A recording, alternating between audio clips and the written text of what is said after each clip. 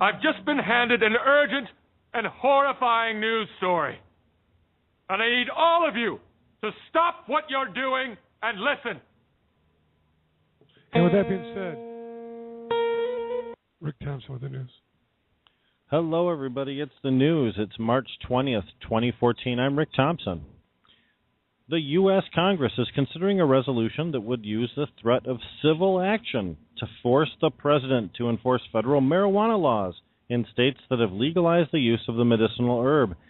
Every Michigan Republican in the United States House voted in favor of that program, and every Michigan Democrat in the House opposed House Resolution 4138, with the exception of Representative Dingell, who did not vote.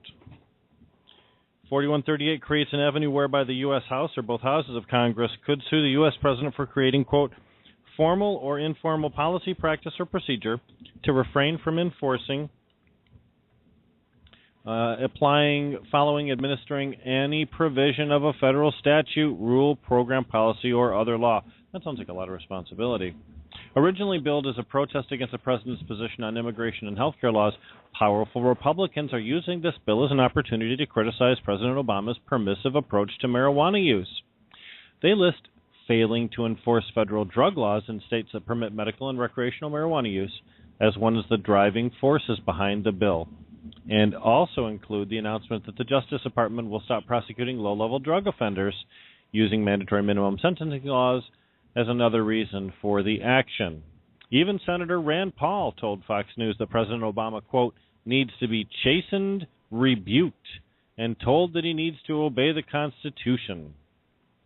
Now, a congressional committee report lists non-enforcement of the Controlled Substances Act as another one of Obama's violations of criminal law. In a dissenting views, House Democrats said the bill is, quote, a faulty solution in search of a non-existent problem, and that the bill is, quote, likely to be unconstitutional as applied. The United States Department of Health and Human Services has approved a scientific research group's purchase of marijuana from the federal government to perform a historic study on post-traumatic stress disorder and marijuana use. Now, the National Institute on Drug Abuse had refused to supply the FDA-approved study until the threat of a protest forced them to relent.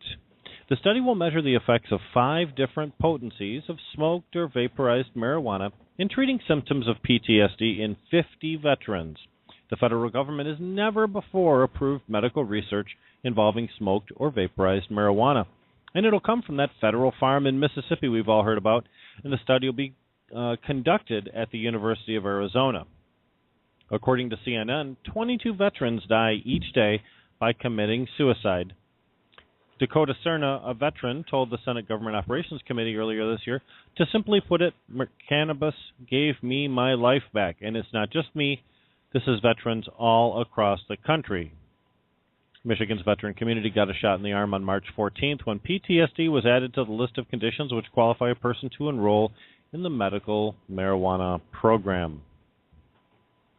Some people found guilty of minor marijuana crimes may now be able to challenge their convictions in court, says a Colorado State Appellate Court. The Colorado COA says Amendment 64 could apply retroactively to minor drug offenses if people had already been appealing their convictions when the measure went into effect. Marijuana advocates cheered the decision, calling it a sign that growing public support for legalization, or decriminalization, was beginning to resonate in legal circles. Still, the scope of the ruling is likely to be limited. It applies only to small amounts of marijuana that were made legal under Amendment 64, and it doesn't appear to open the floodgates to allow people to expunge things like decades-old marijuana convictions. 6 people in Michigan are now charged following a raid of 3 Springfield medical marijuana dispensaries from 2013. The Calhoun County prosecutor issued the warrants on Friday, and Michigan State Police have begun to make arrests. Warrants were issued for employees and owners of the Pharmacy, Southwest Compassion Care Center, and Happy Days. Attorney Bruce Leach said, "The government gave my client license to do something, and the new prosecutor disagrees with that. We are confident my client will be exonerated." All 3 dispensaries were licensed by the city of Springfield, and Leach said Pharmacy was even inspected by law enforcement and given approval to operate.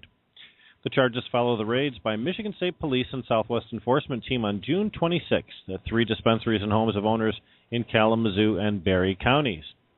Everything was completely legal, Leach maintains. This is a little ridiculous. They are not criminals, but they're being turned into criminals.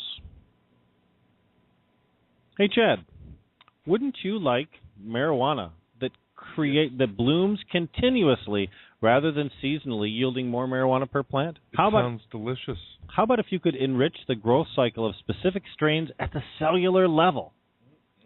Wouldn't that be awesome? That's happening here in Michigan, and in fact, we have a company here that is able to use closed-door climate bay technology to replicate the exact environment of 50 different marijuana strains. Now, who is this company, you might ask? Well, that's Creative Edge Nutrition. We've talked about them here on Planet Green Tree several times before. They're from Madison Heights. They started the growing operation application process in Canada. They have established an agreement with RxNB, which is a company that currently practices patient dispensing of medicine. They claim that they have a partnership agreement for the first right of purchase for a pharmacy license issued in the state of Michigan under Senate Bill 660. Have you heard of such a thing? I have not heard of such a thing. They believe companies are lining up to apply for pharmacy licenses in Michigan in order to sell medical marijuana.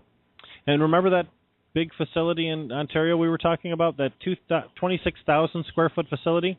Creative Edge just broke ground on a 58,000 square foot medical marijuana distribution center right next door. That is big medicine, and it is international medicine too. Folks, that's the news. It's March 20th. I'm Rick Thompson. Thanks for listening, and enjoy Planet Green Trees.